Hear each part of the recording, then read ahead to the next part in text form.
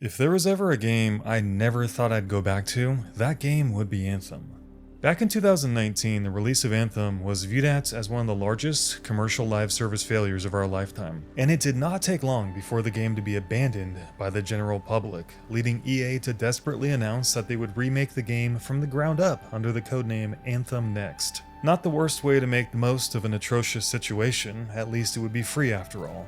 But as fate would have it, Anthem Next was cancelled in 2021 as interest in the IP plummeted so far that it was clear the best course of action was simply to cut losses and move on. And as quick as it came, Anthem was soon forgotten. Over 4 years later, I wasn't sure what I'd find going back to this dead game. Dead games die for a reason. I wasn't sure if anyone was going to be playing, and I wasn't sure if I'd even like it. But away from the hype and practically any expectation, I sat down this month to give Anthem one last chance before it's ultimately shut down forever. So when you start Anthem, it becomes immediately apparent that you've got just about everything you could imagine for an epic game here. You play as a mercenary freelancer who dons a robot suit called a Javelin. The game begins with some pre-rendered cutscenes that are pretty cool, and as the player it seems like there's some interesting things happening. Pre-rendered cutscenes are typically made outside the game's main engine, so they could have been made at any point, and it makes you wonder if they were created before or after the actual game. Given the chaotic development of Anthem, there's no way to know for sure. Anyway, the visuals look amazing and the characters seem lively as you're pushed through the giant walking robot, so it's clear EA has an imaginative art team at least. The intro section afterwards is boring, but at least the conflict you're thrown into with all the futuristic sci-fi elements with the invasion and the cataclysm seem like it could be the starts of an awesome story and game. They built a compelling style of game here with a unique setting, a unique time, and some very unique visual decor. You factor in the possibility of a modern combat system with Iron Man style flying, an open world full of activities, big bosses, multi-stage quests, fat loot and customization and fulfilling progression, and compelling characters driving that exciting story, and damn, does this not sound like the most amazing thing ever? That is the potential of Anthem that so many speak of. After the prologue, you take control of your Javelin in the first mission. You fall from the sky, smashing down into the jungle floor as the game fades in with gorgeous music. The camera pans to the player, giving a striking view of the jungle path, leading to a majestic waterfall and beautiful scenery. The lighting is absolutely incredible, and as you jump off the platform and soar into the skies, taking in the breathtaking valley floor below, carved by a cascade of molten lava, you say to yourself, "Wow! This is going to be the most epic game ever." The flying feels excellent, the game is beautiful, the open world is serene and unique. You flip open the map and you see this magnificent world awaiting you, and you get this warm, fuzzy feeling like perhaps you're in for something special where anything can happen. This is the next-gen futuristic action loot hunting adventure that we all wanted, right? I wish. While Anthem does have more going for it than people give it credit for, it ultimately drops off very fast. The problem is the pretty window dressing simply doesn't last long. Shiny graphics and a couple solid features will only get you so far. The best games of our generation do not skimp on all the other things. The story of Anthem is an issue forever ripe. It's a cobbled together mess of simple story threads and repetitive missions that do not take advantage of its open world. Clocking in a whopping 10 hours, it flies by fast, and before you know it, it is gone. Looking back on it, it's a disappointing foundation and not memorable in any way. It just doesn't do much of anything. The missions suck, the villain is dressed up well but not fleshed out. It doesn't do much with your pilots. Can you remember anything about the character you actually played? Probably not. Fort Tarsis is the bland city from which you launch all of your quests and stare into the empty eyes of the various NPCs you meet, begging for them to give you an exciting mission or have something interesting to say, but they don't. The supporting cast are a handful of characters that don't extend beyond the basic functions they serve. Annoying kid who craves power, crippled guy who forgives you to move to the next plot point, and sterile woman standing near the forge who gives you missions. Is this the best that we could do? The game's one surprise is cliche, and the gang gets back together moments can be seen from a mile away. It's amateur story developments at best. BioWare's long-standing commitment to character work is absent in this game, and the biggest sin was not giving the material or time to build that strong sense of self that we want from these characters, and forgetting to build a memorable story to support some of its otherwise successful elements. Perhaps you can excuse the need for any deep storytelling or character growth. This is a looter shooter, right? But can you? Not when the game has so few other great features, I would say. When everything in the narrative front is very shallow, it shows a blatant disrespect to the team members who did put their heart and soul into the project. The voice actors, the animators, and the world design crews, who all did a terrific job with the material they had. You might disagree, but storytelling has a large impact on the overall enjoyment of Anthem because every mission has narration that is a unique instance of the game world.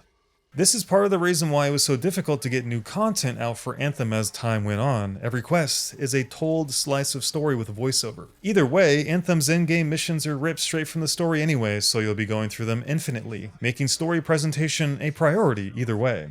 Anthem doesn't have enough enemies, variants in mission design, and unique events or reasons to kill enemies in its open world to exist without its story exposition. Hence the hybrid story-based loot hunting genre it occupies, making the presentation of its material, again, a priority.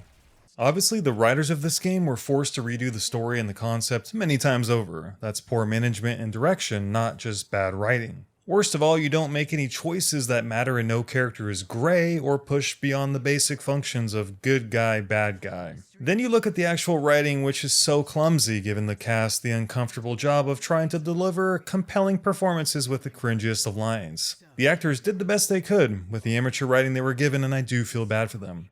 The story isn't actually that bad. Some of the story threads and backstory bits are pretty cool, such as the war and the freelancers. The potential is through the moon, but Bio didn't capitalize on it. Who wants to play through a story that's just okay? I don't. Anthem is enjoyable in the same way a cringy movie might be entertaining, but is never considered a good movie. Playable, but entirely forgettable and almost disgraceful from a company renowned for their ability to craft some of the most compelling stories seen in gaming ever.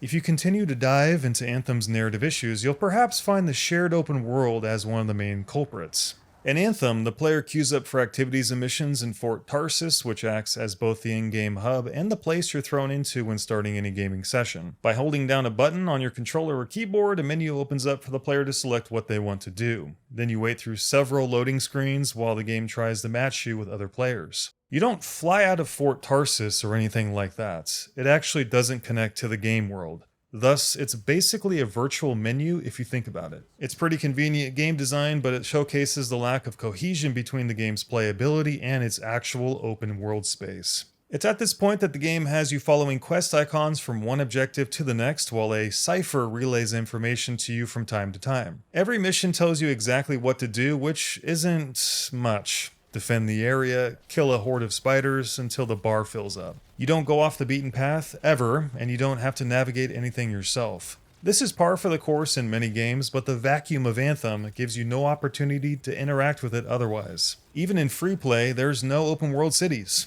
No important characters to talk to in the actual world, and certainly no feeling like the world has been lived in at all. The only things there are to do are time trial races and open world events, which, you guessed it, has you doing the exact same things as virtually any other fucking mission in the game. In a normal open world game, you'd have cities to explore, real dynamic events, characters to meet in the world, and a large amount of interesting quests and secrets to find. You might even do a quest that takes you 3 hours. You'd at the very least see NPCs walking around with actual names. Instead of having a cohesive world, or really any of this, you follow breadcrumb trails and loading screens that act as cheap narrative transition devices. You revisit the same areas over and over and complete the same basic loop ad nauseum. I don't know about you, but I feel like a robot when I play this game, no pun intended. Anthem to me feels like blocks stuck together, not a natural ecosystem built for immersive adventure. And that is a true sign that they did not take advantage of the beautiful world that they made. It is a backdrop only for superficial gameplay design, which sucks. And after a while it gets really boring doing yet again another collect 12 shiny orbs in the sky. Obviously this wouldn't be so bad if Anthem had a great loot system and proper endgame balancing and a variety of options for play, but it doesn't. This has always been Anthem's death knell. You might be able to justify a bad story, but you can never justify these things. Anthem has a loot crisis, it always has, but the worst part is there's just no content. The early days of Anthem started off with abysmal drop rates for gear, and it did get better over time, but the loot grind just isn't worth it, considering the lack of fun things to do. Anthem's late game involves doing pretty much two things: repeating legendary missions or completing seasonal strongholds on whatever difficulty you can manage. These get rotated once per week, so get ready to do the same stronghold again and again, and again and again and again. Do them all day long until you get enough materials to visit one of the 4 tombs for a level 80 gear roll, and then repeat it all over again. Because the game has essentially only 3 dungeons, it gets vomit-inducing very fast. Equally because the gameplay in Strongholds is designed the exact same way as virtually every other mission in the game. Kill enemies, gather orbs, defend the area, and kill boss. The same boss you've killed 5,000 times already. The gameplay is fun, but there's not much of a reason to play beyond seeing your guy's power score go up as you wander the vast empty space of Anthem's endgame, picking up the same items and skills with just different numbers attached to them. Loot is plentiful, but 95% is a big steaming pile of salvage material, and the game is entirely dependent on RNG. A little leeway would have been nice, like having the ability to re-roll single inscriptions, not free but for a very high price. Because Anthem has no reroll system and a billion affixes, the probability of getting exactly what you want is 1 in a million. The huge amount of inscriptions makes god rolls extremely rare, and it just serves as a mean to artificially inflate playtime and dilute the loot pool. Reroll systems to target certain abilities is a very nice feature for these types of games. Currently, you have to spend Masterwork Embers to reroll the entire item. This is the game's crafting system and feels overly punishing when you roll 30 legendary items only to have 5 that are actually useful. Looters are personified by you wading through a sea of gear, but there's nothing wrong with softening the edges. Fishing for the right stats via crafting is worlds apart from re-rolling, and that's exactly what the game needs. The gunplay and flying, though, is amazing, and it almost saves the whole damn thing. I can tell you firsthand I had a surprising amount of fun playing Anthem. In fact, it surprised me how much I was looking forward to playing Anthem every day. The core mechanics are so refreshing amidst the sea of other shitty mech action games. Anthem truly feels in a league of its own, at least the core of it was way ahead of its time, and that's what makes the whole game so frustrating. The shooting, dashing, flying, spell combos, and doing all the cool movement tricks while you blaze through the air gives you a rush like few other games can. The various things you can do with a jetpack make it really immersive, such as the hover combat and using jet boosts and air dodges in combat. The game has a great sense of style, and the animations are easily some of the best in the biz. There's an innate satisfaction in the stylistic ways you can combo and kill your enemies. It's a crunchy, weighty, explosive, beautiful symphony. Anthem isn't Madonna, but the game is hot as f***. One of the best parts of Anthem is the distinction between javelins. Many games that have classes don't do nearly enough to differentiate them, and as a result they can feel pretty samey in terms of actual gameplay. Anthem offers 4 classes, which is the perfect amount, not sacrificing quality in the name of quantity. Every javelin offers a specialized way to play, and the part of the fun of Anthem is switching between javelins to get new gameplay experiences. And as a side note, the greatest irony of Anthem is that it never succumbs to class fatigue. You know, that feeling that now I have to go back and do all of this content all over again just to get back to the point where my current character is? Because Anthem basically has no endgame, you'll be doing the exact same content on repeat with every single javelin no matter what item level they actually are. That is irony. At least playing as the new Javs feels different. Controlling the beefy Colossus is seriously different than playing Ninja as the Interceptor. All the Javs have unique suits, powers, animations, flying mechanics and animations, and roles on the battlefield. Crash landing a nuclear melee bomb as the Colossus feels nothing like the spinning nosedive attack of the Interceptor. These individualized classes were what added a lot of playtime for me, and finding gear for each was the sole reason I kept playing in spite of the repetitive nature of the game. Build crafting is limited, there's not a ton of skills, but there's enough to make hunting it all down worth it, I guess. It is a shame that so much of the cosmetics are locked behind a rotating seasonal store, though. The cosmetics are awesome, probably the best part about kitting up your Javelin. I guess it rewards longtime players, and it could be worse, but having only 1 piece of armor per reset per Javelin was a huge letdown for someone who was only going to be playing for a few weeks. And speaking of cosmetics, why are there no cosmetic drops? They should have added some to the high tier loot pools instead of plopping them into the in-game store. That would have been a really nice small step to add some excitement to the mundane loot system that supports the otherwise great combat system. But either way you slice it, the fall off is just so damn high that I never felt compelled to max out my javelins. I've never played a game that had me saying this kicks ass for the first 15 minutes, only to have me mutter I'm getting bored thereafter. There's no reason that this hot spicy gameplay should nosedive so fast, but it does because the activities in the world and the narrative structure actively sabotage it. Great shooting and flying can't save the tedium of Anthem, not for any serious amount of time. The story and the lack of an integrated open world are huge culprits, but the others are a complete lack of enemy variety, bad enemy encounters, and AI that barely functions. For a next-gen game, the program features of Anthem are ridiculously basic. Enemies in Anthem, for which you can practically count on one hand, are very generic and are either one-shot kills for your Jav or bullet sponges that act as gear score checks, meaning you either have mobs advanced to AoE or guys with shields that have a billion HP. For the most part, enemies have absolutely no combat strategies whatsoever outside of locking on to a single player when they get too close and raining down more firepower than World War II. If you have a high enough gear score, you survive, otherwise you don't.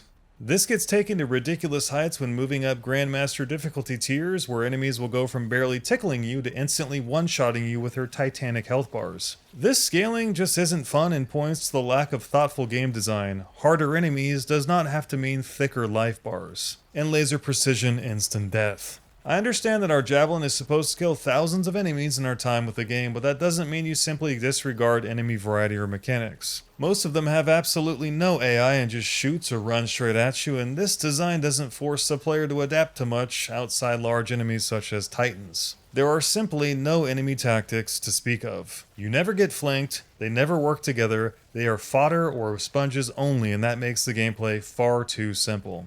Worse, advancing difficulty tiers changes nothing. New mechanics are never introduced, and you never have to change up how you play unless you're in GM3 where some teamwork and communication is necessary. AI should be smarter at higher difficulties flat out. A trend in minigames is to front-load game content, as publishers know only a small portion of their players will finish their titles, let alone complete the hardest content. Due to generous refund policies in the PC gaming markets, makers are often encouraged to tailor a game's progression to get their titles beyond this danger zone. And by doing so, you end up with a game that's really fun for a few hours and then stale by the end of the game.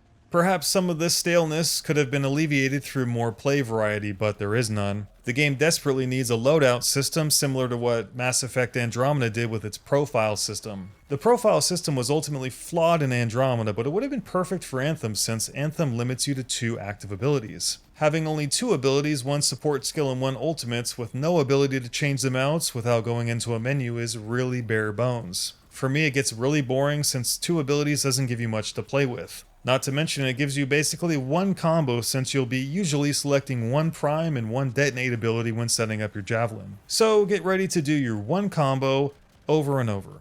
The animations are amazing, but there's no reason we couldn't have fleshed out this system more. You could easily see Anthem adding in more abilities or a simple profile system with the use of a quick swap button. If I had 2 or even just 1 more set of skills for setting up custom combos, I would have had so much more fun in Anthem within the ocean of its repetition. When I go back to playing old games, I can typically find a better appreciation for them, and they end up being more enjoyable outside the hype. Unfortunately for Anthem, my extended playtime this year did little to change my opinion of the game. I feel the exact same way I did years ago. The gameplay and the flying were good enough to keep me interested through Anthem's lackluster story, but when time came for the endgame, there was nothing there. Every time I would log in, the same pattern would happen. I would have a blast for an hour, but then things would go downhill at unrivaled speed. I'd run the seasonal dungeon, blow some shit up, and collect orange engrams along the way. I'd even find groups on the reg in GM3. There are still people playing Anthem, and playing with others increases the mayhem and fun exponentially. Therefore, the first dungeon of every play session was really fun, but thereafter was less and less and less. When I realized that this was all I'd ever be doing, I began to withdraw from Anthem heavily. I would never experience anything more or less than this repetitive cycle of missions that I had already done 10 times over, grinding that never-ending gear score yet again. I would never meet any cool characters, I would never experience a great story, and I would never see the potential fulfilled of this could-have-been masterpiece. This made me so sad that I can't express it in words. I would just be chasing a dream that I wanted, following in the unfinished shadow of Anthem. A shadow that swallowed one of the great concepts in gaming, and one that took for granted unparalleled potential.